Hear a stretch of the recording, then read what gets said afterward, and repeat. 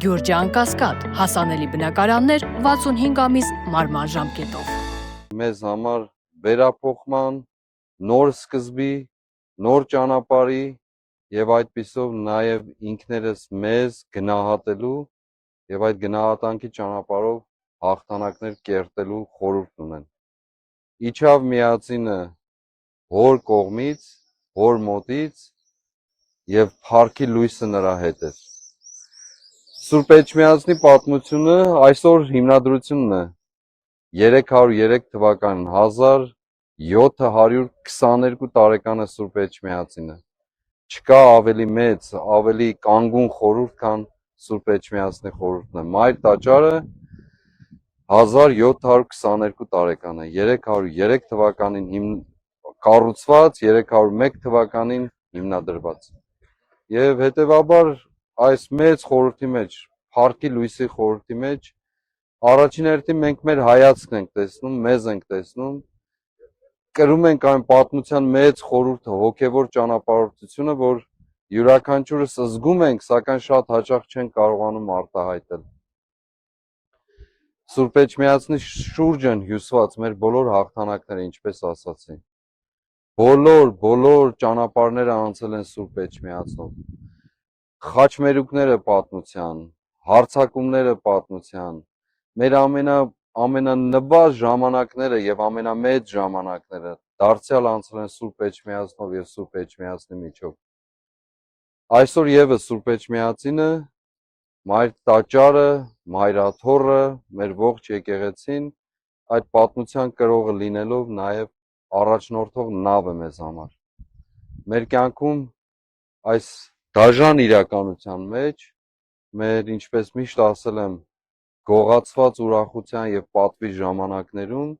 Սուրբ Էջմիածինը, Մայրաթոռը, հայ եկեղեցին դժբախտաբար, ինչպես պատմության շատ հանգրվաններում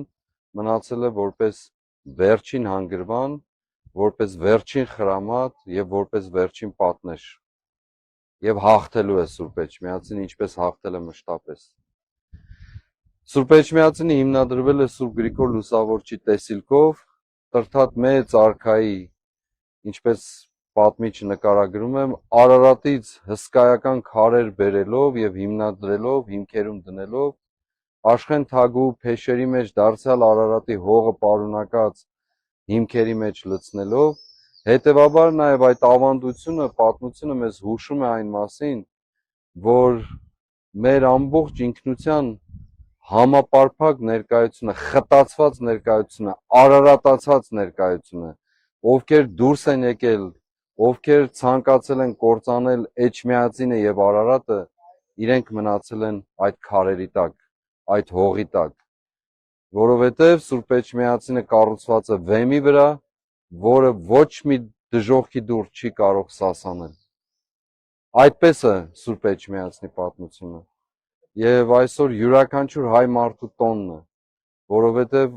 Սուրբ Էջմիածնի ճանապարհով, Մայր տաճարի ճանապարհով Աստված եւ հայ մարդը ձեռքեր իրար մեկնած հանդիպում են։ Ձեռքեր իրար մեկնած հանդիպում են բարեխոսությամբ Տրթատ մեծ արքայի, Սուրբ Տրթատի, բարեխոսությամբ Սուրբ Գրիգոր Լուսավորչի, բարեխոսությամբ մեր բոլոր սրբերի, ովքեր Սուրբ Էջմիածնի երազով են եւ հաղթանակով են մեկնել երկնքի թագավորություն։ Մեր շուրջը շիրիմներ են, մեր շուրջը մեր հայրապետների շիրիմներն են, ովքեր կենթանի վկայություններն են, յուրաքանչյուրը մեկ-մեկ սյուն լինելով, կենթանի վկայություններն են, պատմություններն են մեր ինքնության, մեր ճշմարտության, մեր հաղթանակների։ Այս ամբողջ շրջապակը Սուրբ Էջմիածնի յուրաքանչյուր քար, յուրաքանչյուր կառույց խոսում է ինքը իր մասին։ Այստեղ են ծնվել հաղթանակները մեր եւ այստեղից են ծնվել։ Եվ ուզում եմ դարձյալ շատ հիշված Սարդարապետյան Նախորեի պատմությունը հիշեցնել։ Գևորգ 5-րդ Սուրենյանց հայրապետի, որի շիրիմը այստեղ հանգրվանած է։ Եվ այս բակը, ամբողջ բակը եղել է ցեղասպանությունից մազապուրծ եղած մեր հայրենակիցներով, հիվանդությամբ, աղքատությամբ, որբությամբ, ամենածանր իրավիճակում այս տունը գրկել է բոլորին, այս բակը գրկել է բոլորին։ Մենք որտեղ կանգնած ենք, վստահաբար շատերի արյունն է այստեղ հեղված, որովհետև նաև այստեղ են իրենք ուղարկավորվել։ Եվ այստեղ է ծնվել այս շենքը, որ հին Վեհարանի շենքն է, այստեղ է ծնվել նաև մեր հաղթանակի պատմությունը, երբ Գևորգ 5-րդ վեհափառը Սարդարաբադի նախօրեին դարձավ հենց այդ ժողովրդին եւ ասաց, որ հավատում է այդ ժողովրդի հաղթանակին։ Հավատում է, որովհետև այդ ժողովուրդը, այդ հիվանդ ժողովուրդը, խոցված ժողովուրդը, այդ որբացած ժողովուրդը ոտքի կանգնելու եւ իր վերջին խոսքը ասելու հրամայականն ունի։ Եվ դա այդպես եղավ եւ այդպես լինելու է, որովհետեւ կա Սուրբ Էջմիածին, կա արարատացած կյանք, կա ոչ միայն հիմնադրություն, այլ նաեւ վերխոյացում եւ այդ ճանապարհը լինելու է միայն հաղթանակի ճանապարհ, որովհետեւ այդպես է Սուրբ Էջմիածնի պատմությունը գրված եւ այստեղ է նաեւ հաղթանակի կամարը Տրթատ Մեծի, որը խոսել է նաեւ հայոց զենքի հաղթանակների մասին, հայոց կամքի հաղթանակների մասին, խոսել է, պատմում է մեզ այն մասին, որ ամենադժվար ժամանակներում այդ հերոսական սխրանքի իրագործումը մեր կյանքում տեղի ունենում է։ Եվ այո, ուզում եմ կրկնել 1937 թվականին ներքին գործերի ժողովրդական կոմիսարիատի, այսօրվա լեզվով պետական անվտանգության կոմիտեի բանտում նահատակված Թադևոս եպիսկոպոս Մարտիրոսյանի անմահ խոսքերը, որոնք ուղղված են բոլոր նրանց, ովքեր անցնում են Սուրբ Էջմիածնի կողքով կամ փորձում են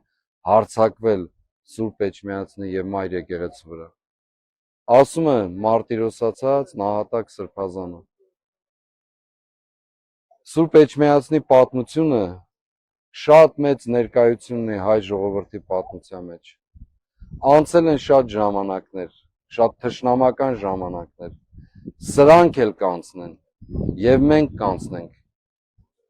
բայց Սուրբ Էջմիածինը կմնա հավիտյան։ Եվ այդպես լինելու է, անկախ նրանից, թե այսօր